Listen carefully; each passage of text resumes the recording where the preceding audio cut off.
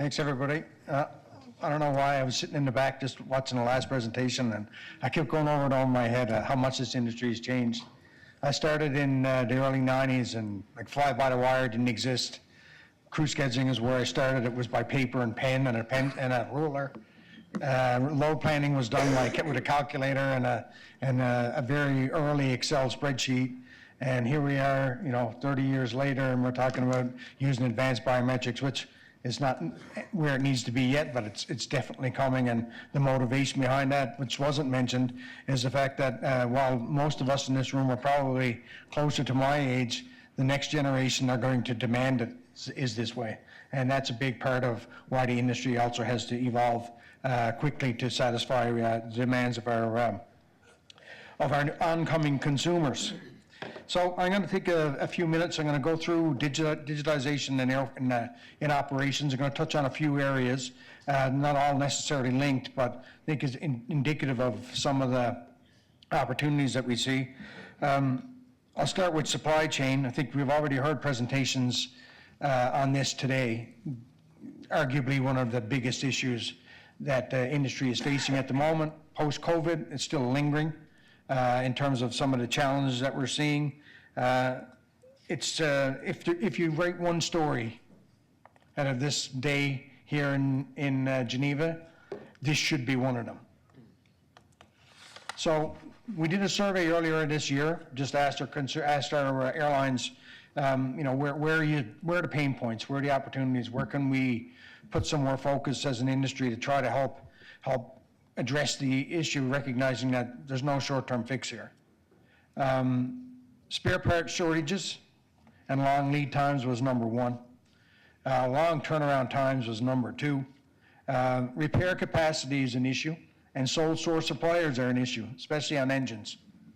And then parts reliability is always a factor, and is cited as top four issues in terms of where our maintenance challenges, our maintenance departments across the industry are facing greatest amount of challenges.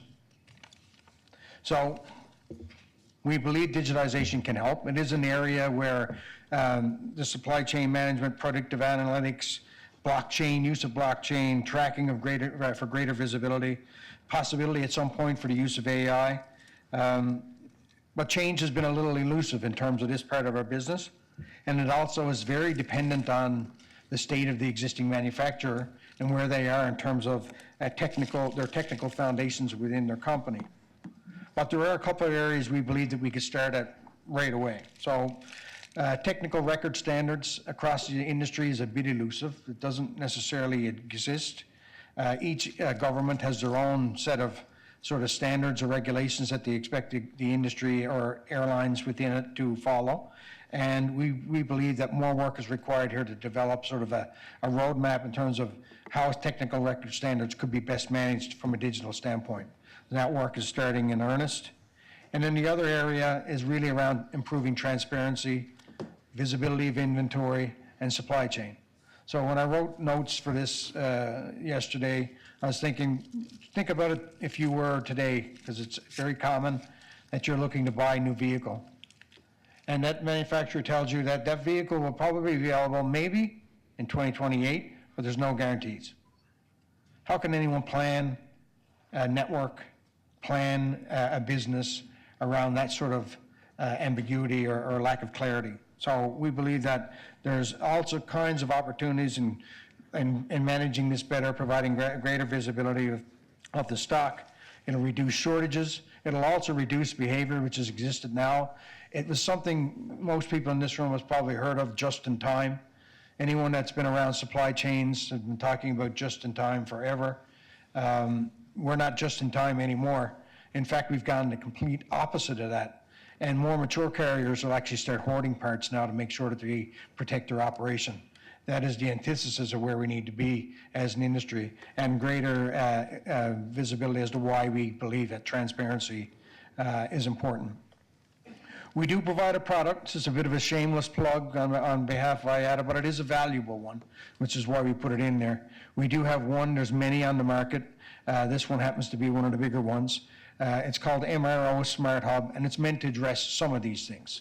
It's at this point not where it addresses all of them, but we believe that it has the potential to continue to add benefit to our industry. Currently on this platform, we have over 1,000 users and 450 companies that sit there to provide information to our members. So certainly some opportunity in terms of the maintenance front on the supply chain. Not necessarily completely related, although if you do damage an aircraft, it's definitely going to have a supply chain impact. And so, we're obviously focusing on aircraft damage, and there's a digital component for this as well.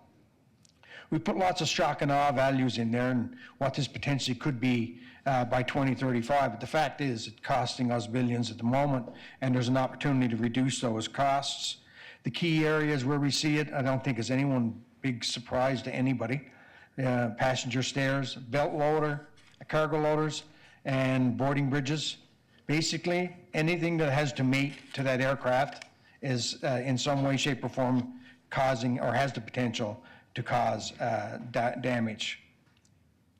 So, what's the answer? Anyone have a new car in this room? Anyone drive a car in this room? If you drive that car today and you come within a foot of something, what happens? It makes noises. Most of our equipment on the ramp today does not have that technology. Why? It's expensive. Back in my airline days, the oldest piece of equipment we had that was in operation was 60 years old. So it is a very expensive proposition to replace all your GSE. But we have to. And the answer is what we refer to as enhanced GSE, but essentially is that. It's sensors, it's automatic shutoffs, it's data from that particular piece of equipment that'll tell you who's operating it, where is it, how fast is it moving, is it operating as per standard operating procedure, all those things that will make the ramp safer and also reduce ground damage. So what are we doing to try to, we're trying to sort of keep track of the performance of the industry in this as they begin to embrace and onboard enhanced GSE.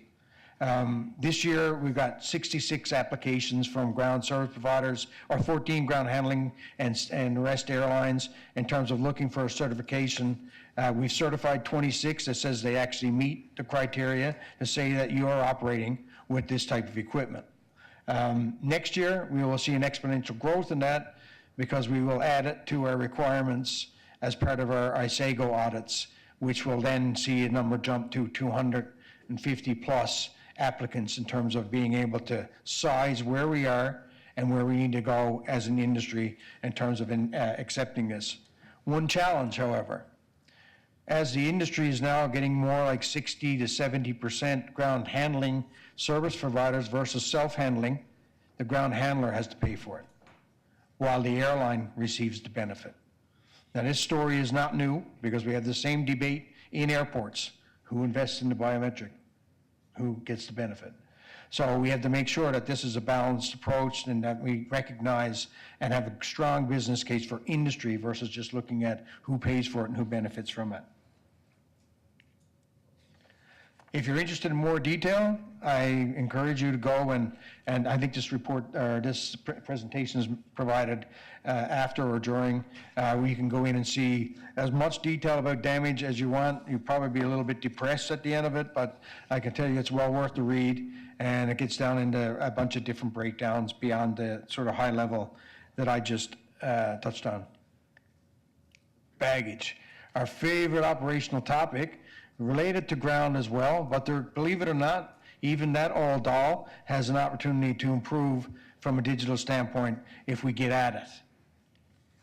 So, no surprise, 1 in 5 customers say that they've lost or been impacted by a bag in one way, shape, or form, which was come out of our latest global passenger survey. And if you haven't referenced that, I encourage you to, because it's one of the best voices of the customer that exists in the industry. How are they impacted? Mostly it's around delayed bags. Sometimes it's damaged bags, then it starts to get into a little lost bags. Fortunately, that's less pilfered bags, much less, and then another. We've gotten much better at this as an industry. When I first started running airports many, many years ago, our passengers arriving without baggage were well into the double digits in terms of bags per thousand.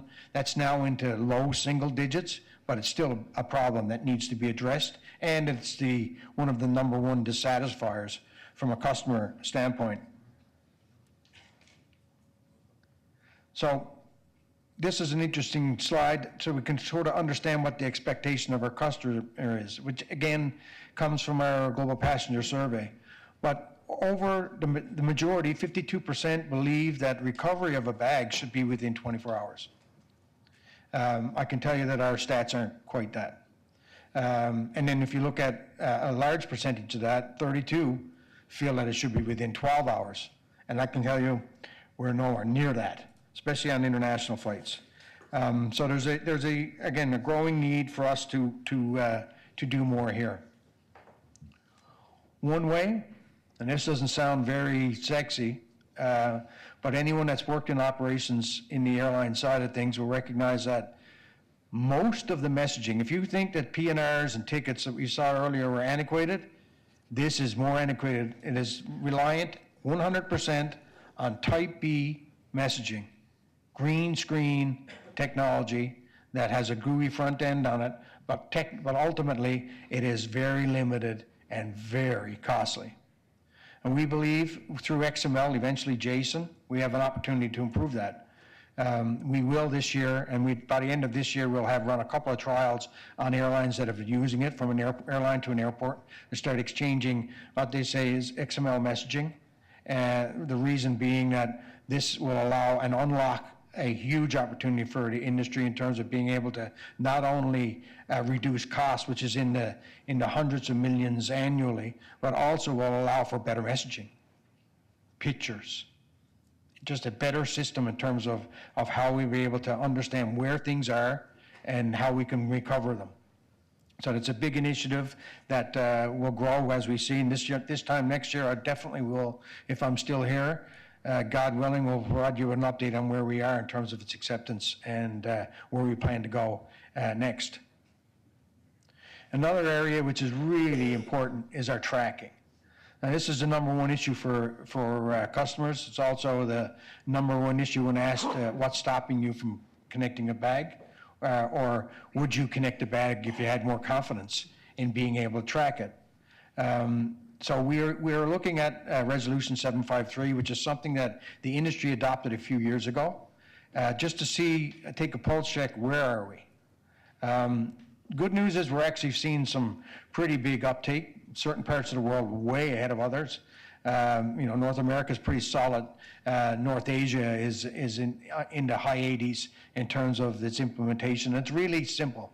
It's tracking bags at 4 points. Now, some airlines choose to do more, but it's really acceptance, it's unloading, it's transfer and arrival. And having those data points to be able to share within the company itself, but also with the customers. Just think about that, how easy it is to, if you have that information, to be able to isolate where did the bag go missing? Did it actually get on the airplane? Did it come off the airplane? Did it make its transfer, or did it actually go to the baggage belt? It's pretty simple stuff. And as you can see, we still got some work to do in terms of making sure that getting our industry where we hope to be. And the last area, and this is very, very much in line with what Yannick was talking earlier about modern airline retailing and one order. So you think about a bag tag today, I mean, never mind the environmental consequences of how many tags we're issuing in a run of a year, which probably could justify fixing it. If you have to reflight a bag, if you have an irregular operation, and that bag, and I've seen it, thousands, I've actually have been responsible for actually removing thousands of bags from an airport terminal and putting them in the hangar so that media couldn't take pictures of it when things really go bump in the night. So you get all these bags with all these bag tags, and every single one of them has to be manually manipulated, scanned to be able to understand where that customer went and where do I send that bag. Just imagine how complicated that is. And in this world, with an electronic bag tag, which the standards are already available, you fix that in one swoop. All you need is an internet connection, and it'll reflight that bag for you. So we really are going to dig in on this. We're going to update the standards. We're going to, most importantly, work with governments, because that's the biggest, in some ways, the biggest hurdle in terms of its acceptance. I think if anyone in this room recognizes anything, that governments are reluctant to change, and so we need to be able to convince them otherwise. But it's a huge opportunity on the baggage front. And lastly, and this probably of no surprise, there's a huge, huge opportunity in terms of using operational data to improve safety and sustainability and efficiency. And we sit on tons of it. In fact, a lot of it was sitting on and nobody knew what to do with it. And we're trying to change that. So we have a global aviation data management program. We call it GADM. It has been a labor of love. It started out small, luckily been involved with the team since the beginning, and it's basically 4 components. But it also takes data from all kinds of sources. IOSA, which you may be familiar with, the world's global safety audit, which we manage. ISAGO, other R programs are being ingested. We also get other types of data. The 4 key areas: flight data, FDX, incident data, IDX, maintenance cost data, MCX, and accident data, ADX. And within each one of those, we're at various stages of onboarding the industry in terms of its usage. FDX are about 25% of global flights. IDX, we have 293 airlines participating. MCX 40 plus, but we just renewed that. We're going to grow that, and based on the supply chain stuff that I mentioned earlier, this will grow pretty quickly. And then ADX obviously has been around for a while, but we've digitized it to help be able to put out our accident data more regularly and be able to follow up when we don't receive the reports, which is something that we've talked about, and I'm sure Mark may have mentioned earlier.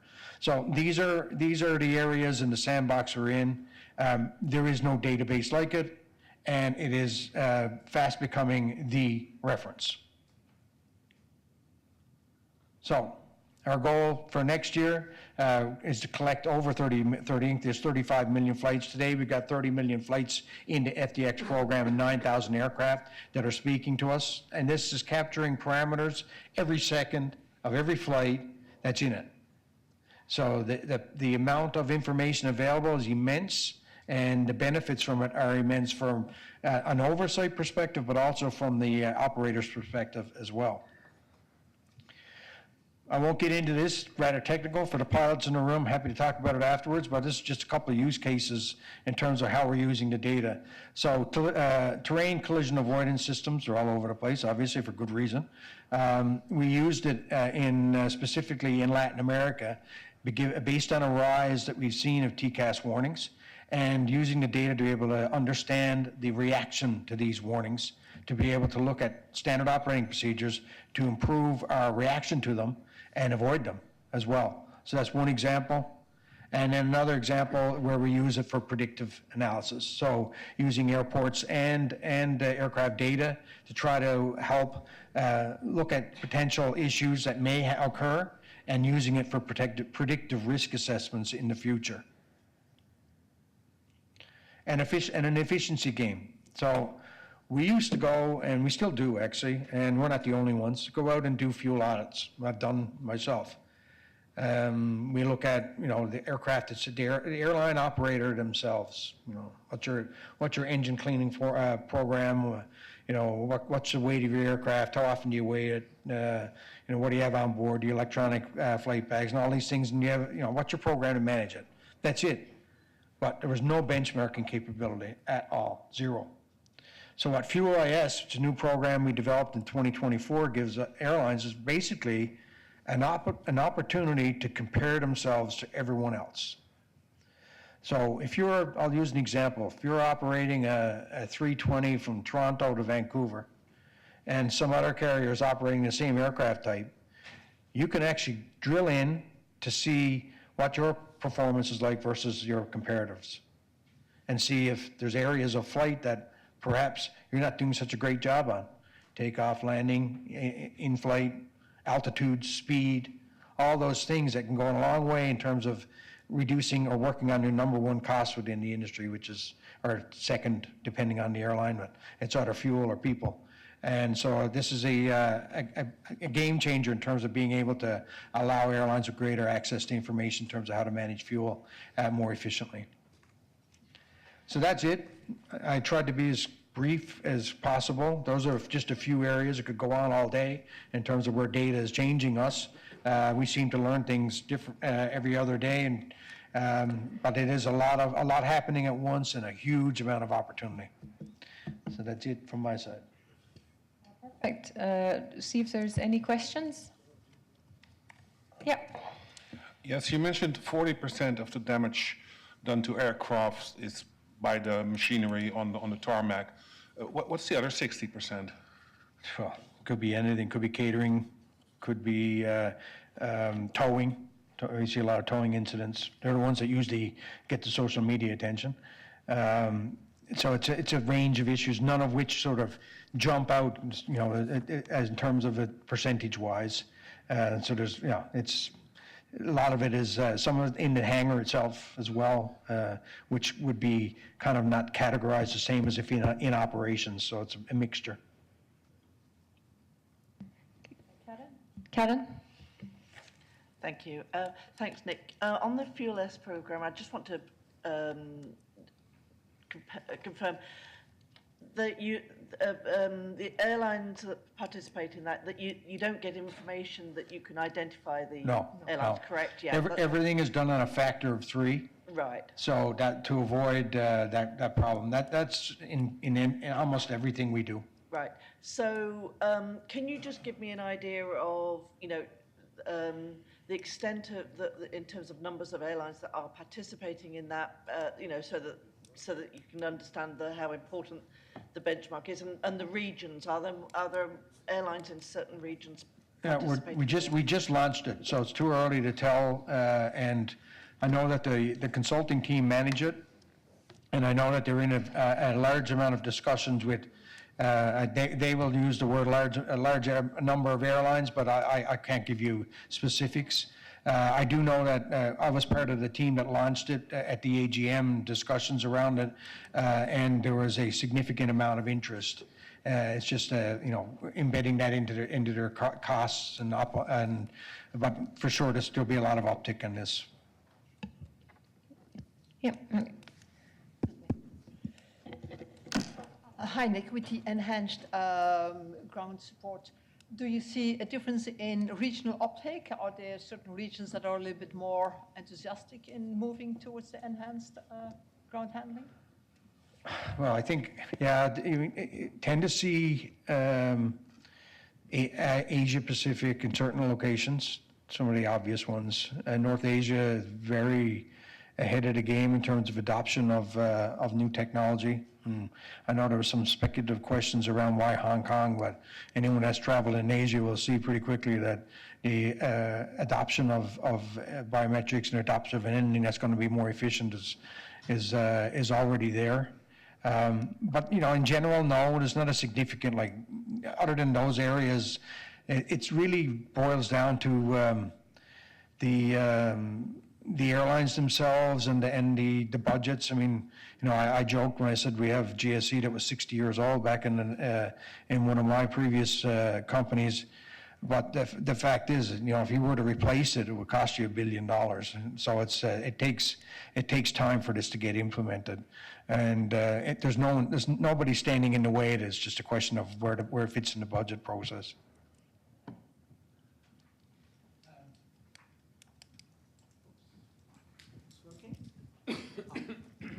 Nick, about fuel efficiency monitoring on flights. It's obvious and clear that the companies can get figures and can monitor it. But what about crews? Can that be not an additional stress factor for crews if they don't meet the standards? Have you made any survey on that? Well, I don't know, I've been around this place too long probably, but my first answer would, the buck stops with the captain, and they put as much fuel on an aircraft as they want. And just anecdotally, as an industry, pilots put on what they call granny fuel whenever they want, whenever they feel, and they're never questioned for it. And that's the way it should be. You know, if a pilot feels, but it's not about saying whether or not I'm going to have an extra 100 pounds, 200 pounds of fuel. It's just looking at, primarily would be looking at your flying profile. So, you know, some airlines use their dispatch systems for that, but it's only for good enough for you. So that, you know, I like to fly at 38,000 feet, and I want to fly at 150 kilometers an hour. Some airlines may decide to take go at a lower altitude and a slower speed, so a longer stage length and burn less fuel. So really, it's more about that than it is about getting into individual flights and whether or not a pilot's making decisions on how much fuel is on board an aircraft. Thank you, Nick.